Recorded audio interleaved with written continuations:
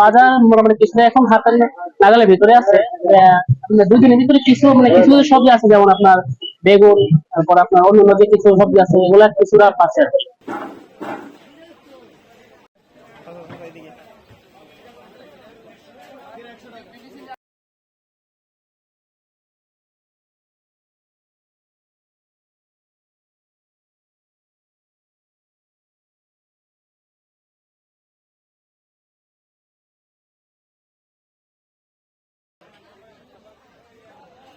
এক কেজি 200-300 গ্রাম।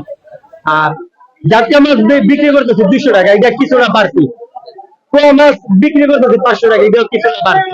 রূপচাঁদা 800-700 এইরকম আমরা বাজার মনে করেন মাছ কমা হতে বাজারে কিছুটা দাম বাড়তি মাছের।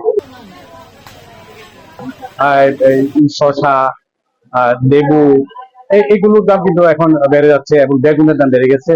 হঠাৎ করে কিন্তু এটা বেড়ে গেছে এবং এইগুলো কিন্তু আমরা মনে করছি যে এটা কৃত্রিম ভাবে একটা সংকট তৈরি করা হয়েছে। গেলাম এটা আনন্দবাজার ব্যবসায়ী পরিচালনা সমিতির সহ সভাপতি মোহাম্মদ হোসেন। শুধুমাত্র আমরা হাড্ডি ছাড়া বিক্রি করি 900 টাকা, হাড্ডি চর্বি ছাড়া একদম ফ্রেশ।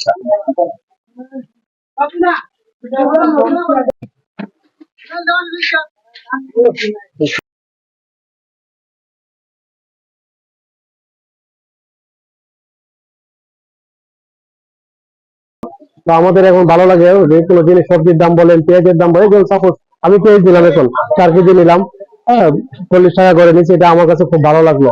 আমরা 300 টাকা করে পেঁয়াজ খাইছি একটা সময়। তো আমরা চাই যারা অব্যাহত থাকুক, আমরা যারা মোটামুটি একটা এর মধ্যে আছে, আমাদের জন্য অনেক ভালো এই অবস্থাটা।